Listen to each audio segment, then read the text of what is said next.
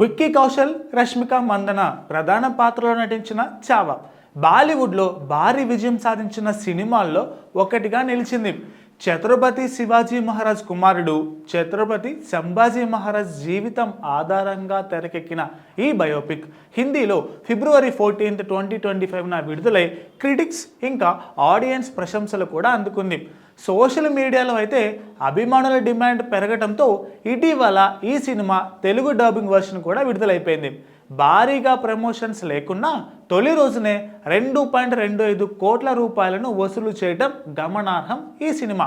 ఇక ఇప్పటి వరకు హిందీ వెర్షన్తో కలిపి ఈ చిత్రం దేశీయంగా 500 కోట్లకు పైగా వసూళ్లను రాబట్టింది. ఇక 2025లో అత్యధికంగా వసూలు చేసిన భారతీయ సినిమాలలో ఒకటిగా నిలుస్తోంది చావా.